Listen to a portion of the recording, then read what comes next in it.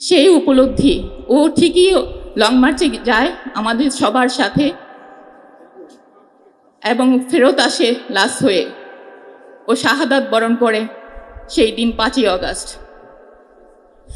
আমার উপলব্ধি হলো ওই ছোট্ট বাচ্চা সেদিন কেন বলেছিল পুলিশ মারতে যাবে সে, কারণ সেদিন অন্যায় করছিল আমাদের পুলিশরা। আমাদের পুলিশ আমাদের বাচ্চাদের উপরে নির্বিচারে গুলি চালিয়েছিল, পাখির মতো মেরে ফেলছিল আমাদের বাচ্চাদের, যেটা আমাদের মারা আমরা কেউ সেটা নিতে পারছিলাম না। যার জন্য আমরা সকালবেলা সেদিন নাহিদ ইসলামের ডাকে লং মার্চে জয়েন করি। সম্মানিত সভাপতি এবং আমার মঞ্চে উপবিষ্ট গুণীজনেরা, ওনারা আমার সবসময় আমার উপলব্ধির জায়গায় ছিল। ওনাদের কথা আমি সবসময় শুনতাম। ওনাদেরকে আমি সালাম জানাচ্ছি। সাথে আমার সাংবাদিক ভাই ও বোনেরা যারা আছেন, তারা আমার অন্তরের অন্তঃস্থল থেকে শুভেচ্ছা নিন। কারণ আপনারা না থাকলে আজকে জুলাই এই পর্যায়ে আসতো না। সামনে উপবিষ্ট আমার ভাই ও বোনেরা, সবাই আমার সালাম নিন। আসসালামু আলাইকুম। এখানে যেই সাবজেক্টটা দেওয়া হয়েছে উপলব্ধি, আমার উপলব্ধি খুব সিম্পল। আমার ছোট্ট জাবির, শহীদ জাবির ইব্রাহিম, ও সকালবেলা ওর বাবাকে বলছিল হেলমেট পরে, বাবা আমার ছবি নাও, আমি আর্মি অফিসার হব। ওর বাবা খুব অবাক হয়ে বলছিল তুমি আর্মি অফিসার কেন হবে? তখন ওর জবাবে বলছিল তুমি দেখছো না আমার ভাইদেরকে সব পুলিশরা মেরে ফেলছে, আমি আর্মি অফিসার হয়ে পুলিশ মারব। এতটুকু বাচ্চা মাত্র 6 বছরের, ও উপলব্ধি করতে পেরেছিল ওর ভাইদেরকে মেরে ফেলা হচ্ছে, অন্যায় হচ্ছে দেশে। ও আবারও বলছিল ওর দাদুকে, আমরা যখন সেদিন 5ই অগাস্ট লং মার্চে যাচ্ছিলাম, ও আমাদের সাথে যাবে, আন্দোলনে যাবে। ও বলছিল, ওর দাদু ওকে বলছিল ভাই তুমি আমাকে ফেলে কোথায় যাচ্ছ? ও তখন ওর দাদুকে জবাব দিচ্ছিল, দাদু তুমি চিন্তা করো না, আমি একটা পুলিশ মেরেই চলে আসব। সেই উপলব্ধি ও ঠিকই লং মার্চে যায় আমাদের সবার সাথে এবং ফেরত আসে লাশ হয়ে। ও শাহাদাত বরণ করে সেই দিন 5ই অগাস্ট। আমার উপলব্ধি হলো ওই ছোট্ট বাচ্চা সেদিন কেন বলেছিল পুলিশ মারতে যাবে সে, কারণ সেদিন অন্যায় করছিল আমাদের পুলিশরা। আমাদের পুলিশ আমাদের বাচ্চাদের উপরে নির্বিচারে গুলি চালিয়েছিল, পাখির মতো মেরে ফেলছিল আমাদের বাচ্চাদের, যেটা আমাদের মারা আমরা কেউ সেটা নিতে পারছিলাম না। যার জন্য আমরা সকালবেলা সেদিন নাহিদ ইসলামের ডাকে লং মার্চে জয়েন করি এবং সেটা যখন দুপুরের দিকে বিজয় মিছিলে পরিণত হয়, আমরা বিজয় মিছিলে সেদিন আমরা সেই উপলব্ধি করেছিলাম যে এত মানুষ সেই সময় রাস্তায় ছিল যারা কিনা মুক্তিকামী ছিল। তাদের এই মানুষদের ইয়েতে সমাবেশে আপনার রাস্তা দেখা যাচ্ছিল না। তার মানে কি আমরা সবাই তখন মুক্তি চাচ্ছিলাম। আদৌ কি আমরা মুক্তি পেয়েছি? আজকে 2 বছর হয়ে গেল জাবির নেই। আমার 1400 শহীদ পরিবার আজকে কান্না করছে তাদের শহীদ বাচ্চাদের জন্য, কারণ তারা আজও বিচার পায়নি। 2 বছরে মাত্র 7টা বিচার। আপনারা কি বিশ্বাস করতে পারছেন? মাত্র 7টা বিচার। কেন আমাদের এই 7টা বিচার কেন হলো? কেন আমাদের সবার বিচার হলো না? আমার আজকে এই সময় দাঁড়িয়ে প্রশ্ন। আজকে আমার জুলাই সনদ, যেখানে আপনারা সব বিজ্ঞজনেরা নিয়েছিলেন যে জুলাই সনদ বাস্তবায়ন করবেন, এখনো কেন জুলাই সনদ নিয়ে তালবাহানা? তারপর চলছে আমাদের যে ফেসবুক, তারপর যারা অ্যাক্টিভিস্ট যারা আছেন তারা জুলাইকে নিয়ে অবমাননাকর কথা বলছেন।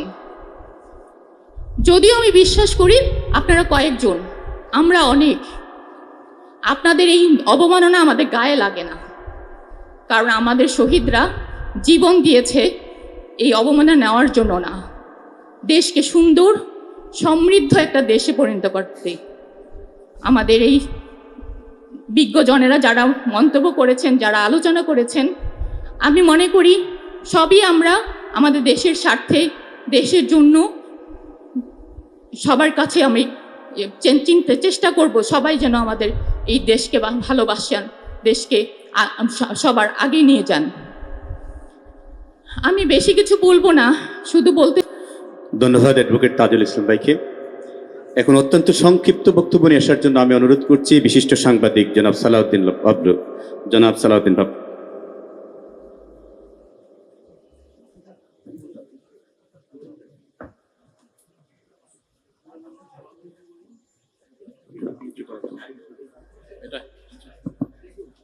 বিসমিল্লাহির রহমানির রহিম। আজকের অনুষ্ঠানের সভাপতি, অতিথিবৃন্দ এবং সুধীমণ্ডলী, আসসালামু আলাইকুম। আমি একটা গল্প বলি।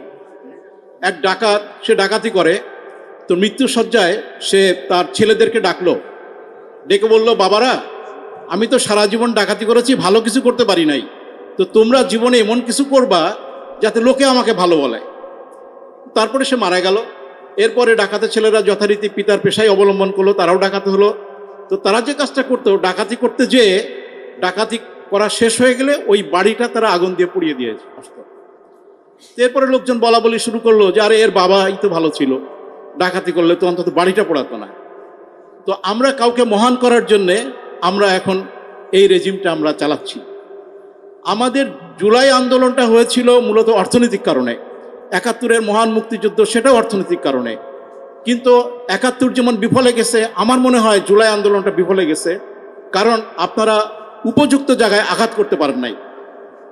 আমরা ছোটবেলায় পড়তাম যে দৈত্যর প্রাণভোমরা কোথায় থাকে, একটা কৌটার মধ্যে, একটা ভোমরার মধ্যে থাকে, ওইটাকে মারলে দৈত্যটা মারা যায়। তো আমরা দৈত্যকে চিহ্নিত করেছি, কিন্তু দৈত্যের প্রাণভোমরাকে চিহ্নিত করতে পারি নাই। আমার মনে হয় রাষ্ট্রের 3টা ইনস্টিটিউটকে আপনাদের আঘাত করা উচিত ছিল। সেটার একটা হচ্ছে বিবিএস, যার নাম হচ্ছে বাংলাদেশ পরিসংখ্যান ব্যুরো। এটা হচ্ছে বাংলাদেশের মিথ্যার খনি, অর্থনীতি ধ্বংসের প্রথম হাতিয়ার হচ্ছে বিবিএস। সেকেন্ড হচ্ছে NBR, national board of revenue, জাতীয় রাজস্ব বোর্ড। এই দেশে কর জুলুম চাপিয়ে দিয়েছে, তারপরে বলে বাংলাদেশের কর জিডিপির হার নাকি মাত্র 6.5%। আমি এর আগের, বর্তমান যিনি এনবিআর চেয়ারম্যান আছে তার আগের চেয়ারম্যানকে আমি জিজ্ঞেস করেছিলাম যে বাংলাদেশে কর জিডিপির হার কত, উনি বলেছেন কোনো অবস্থাতে এটা 15%-এর নিচে না। তাহলে খাতা কলমে কেন এটা 6.5% দেখায়? তো বলো যে ভাই আমি তো জিডিপি ঠিক করি না, জিডিপি ঠিক করে বিবিএস। তো জিডিপি হচ্ছে দ্বিগুণ করে দেয়া আছে। বাংলাদেশের জিডিপি হচ্ছে 200 বিলিয়ন থেকে সর্বোচ্চ $250 বিলিয়ন। এইটাকে শেখ হাসিনা বলে গেছে $460 বিলিয়ন। আর এই সরকার আর এক কাঠি সরেস, সে বলে এখন আমাদের জিডিপি হয়ে গেছে $500 বিলিয়ন। মানে শেখ হাসিনা যে বাড়ি ভেঙে গিয়েছিল, সেই ভাঙা বাড়িটা অপসারণ করা জরুরি ছিল, তা না করে ওই ভাঙা বাড়ির উপরে এরা নাকি আবার 2তলা 3তলা বানাবে। এই রাষ্ট্র টিকবে? টিকবে না। আরেকটা ইনস্টিটিউট হচ্ছে বাংলাদেশের অর্থনীতির জন্য আরেকটা বড় ক্ষতিকর জায়গা হচ্ছে সেন্ট্রাল ব্যাংক, বাংলাদেশ ব্যাংক। এই ব্যাংকের কাজ হচ্ছে মূল্যস্ফীতি নিয়ন্ত্রণ করা। কিন্তু বাংলাদেশে আপনি দেখেন গত 15-20 বছরেই মূল্যস্ফীতি কি বেড়েছে না কমেছে? ৭১ থেকেই যদি হিসাব করেন আমাদের মূল্যস্ফীতি ক্রমাগত বেড়েছে। আমাদের সেন্ট্রাল ব্যাংক কখনোই মূল্যস্ফীতি নিয়ন্ত্রণ করতে পারে নাই। কারণ হচ্ছে মূল্যস্ফীতি নিয়ন্ত্রণের বড় একটা জিনিস হচ্ছে স্প্রেড। মানুষ ব্যাংকে যে সুদে টাকা রাখে আর আরেকজন লোন নিতে যে সুদে নেয়, এই দুইটার পার্থক্য হচ্ছে স্প্রেড। এইটা সারা সভ্য দুনিয়া হচ্ছে 2%, বাংলাদেশে এটা 8%, বর্তমানে 8%, যে কারণে মূল্যস্ফীতি কমছে না। এবং এই দেনা কে শোধ করছে? জনগণ। মূল্যস্ফীতি হচ্ছে এক ধরনের ট্যাক্স। বাংলাদেশের মানুষ তার আয়ের 60% ট্যাক্স দেয়, এবং এইটা তারা দেয় হচ্ছে পরোক্ষ কর হিসাবে। তারা বুঝতে পারে না। বাজারে গেলে আপনারা শুধু মূল্যস্ফীতির জন্য চিৎকার করেন, কিন্তু মূল্যস্ফীতির নেপথ্যে কীভাবে মূল্যস্ফীতি তৈরি হচ্ছে সেটা নিয়ে আপনারা কথা বলেন না। আমাদের ইকোনমিস্টরাও এটা ভেঙে চুরে বলেন না, কারণ আমাদের ইকোনমিস্টরাও বাংলাদেশে একজন হচ্ছে পরগাছা ইকোনমিস্ট। এরা ধান গাছে তক্তা হয় কিনা জানে না, সব কেতাবি ইকোনমিস্ট। এদেশে রিক্সাওয়ালা অনেক বেটার ইকোনমিস্ট, একজন কৃষক অনেক বেটার ইকোনমিস্ট। তো আমাদের মূল সমস্যা ছিল হচ্ছে অর্থনীতি। সেই অর্থনীতির জায়গায় কেউ আঘাত করলেন না। আপনি দেখেন শেখ হাসিনা এই রাষ্ট্রকে লুটপাট করেছে কিভাবে। সে কিছু মিথ্যা পরিসংখ্যানের ভিত্তিতে সে এই রাষ্ট্রকে লুটপাট করেছে। সে বলেছে যে বাংলাদেশের মানুষের মাথাপিছু আয় ক্রমাগত বাড়ছে। এইটা এখন হয়েছে শেখ হাসিনার আমলে সর্বশেষ ছিল তার বয়ান অনুযায়ী $2800। এই সরকারে সে এটা বলছে $3000। $3000 মানে বোঝেন কত? $3000 যদি একটা লোকের আয় হয়, ওই পরিবারের আয় দাঁড়ায় হচ্ছে $12,000 তো $12,000 মানে প্রায় 15 লাখ টাকা। বছরে এই দেশে 15 লাখ টাকা কতজন আয় করেন? এটা আমাদের গড় মাথাপিছু আয় বলা হচ্ছে। এই পরিসংখ্যানগুলো উচিত ছিল হচ্ছে সংশোধন করা। সংশোধন না করে এই সরকার আমাদেরকে আবার সেই শেখ হাসিনার দেখানোর পথে নিয়ে যাচ্ছে। আমাদেরকে বলছে আমরা 2034 সালে নাকি $1 ট্রিলিয়ন ইকোনমিতে পরিণত হব। আমাদের জনগণের দাবি কি $1 ট্রিলিয়ন ইকোনমিতে পরিণত হওয়া? আমরা কি 2021 সালের মধ্যে মধ্য আয়ের দেশ হতে চেয়েছি এই বাংলাদেশ? এটা জনগণের চাওয়া না, এটা তাদের চাওয়া। এখন বাংলাদেশকে এলডিসি গ্রাজুয়েট করে মধ্য আয়ের দেশে তুলে দিয়ে এটা এই অবস্থায় নিয়ে এসে বাংলাদেশ এখন বিনিয়োগ নাই। বিনিয়োগ নাই বলে আপনাদের কর্মসংস্থান নাই, আপনারা হাহুতাশ করছেন। এই কর্মসংস্থান আর হবে না যদি বিনিয়োগ না আসে। আর এইরকম এলডিসি গ্রাজুয়েট হওয়া দেশে বিনিয়োগ আসবে না। বাংলাদেশের একটা বড় শক্তি ছিল এলডিসি। এলডিসি মানে হচ্ছে আপনার স্বল্পোন্নত বা দরিদ্র দেশ। আমাদেরকে মিথ্যা তথ্য দিয়ে আমাদেরকে মধ্য আয়ের দেশে তুলে দিয়েছে। আমাকে এখন যদি আমি একটা 5 ছেলেকে যদি ম্যাট্রিক পাসের সার্টিফিকেট দেই, তাহলে সে কি অর্জন করতে পারবে? সে কিছুই পারবে না। মিথ্যা তথ্যের উপর বাংলাদেশ চলছে। সুতরাং এই সংশোধনটা আগে জরুরি। এই তথ্যগুলো সংশোধন করার জন্য আমি যে নামগুলো বলেছি, বিবিএস, এনবিআর এবং বাংলাদেশ ব্যাংক, এর বড় সংস্কার দরকার। আপনারা শুধু রাজনৈতিক সংস্কারের কথা ভাবছেন, কিন্তু অর্থনৈতিক সংস্কারের দিকে কেউ যাচ্ছেন না।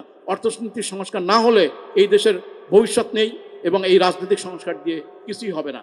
সুতরাং আমার মনে হয় যে মূল জায়গাটা 71 যেটা ছিল অর্থনীতি, জুলাই বিপ্লবের মূল জায়গাটা ছিল অর্থনীতি, সেইখানে আমাদের আঘাত করতে হবে এবং আসল শত্রুকে সেই জায়গাতে আমাদেরকে ঢুকতে হবে। শুধু ওই গণভবনে আপনি একটা মিউজিয়াম করলে হবে না। এই এনবিআর, এই বিবিএস, এই বাংলাদেশ ব্যাংক যেন মিউজিয়ামে পরিণত হয়। আমরা নতুন এনবিআর চাই, নতুন বিবিএস চাই, নতুন বাংলাদেশ ব্যাংক চাই। এবং এই যে লোকগুলো এই কাজগুলো শেখ হাসিনাকে সহায়তা করেছিল তাদের প্রত্যেকের বিচার হওয়া উচিত। কিন্তু আপনারা সেই আমলাদেরকে কথা ভুলে যাচ্ছেন। তো আমি আমার আপাতত বক্তব্য এখানে শেষ করছি। আমাকে শোনার জন্য ধন্যবাদ সবাইকে। ধন্যবাদ সালাউদ্দিন ভাইকে তার মূল্যবান বক্তব্যের জন্য। কবি আল্লামা ইকবাল বলেছিলেন, আপনি মন মে ডুব কর পা যা সুরাগে জিন্দেগি, নিজের মনের গভীরে ডুব দিয়ে জীবনের সন্ধান করো। আমাদের আজকের আলোচ্য বিষয় হচ্ছে আত্ম উপলব্ধি ও আত্মপর্যালোচনায় অভিষ্ট লক্ষ্য অর্জনের দীপ্ত শপথ।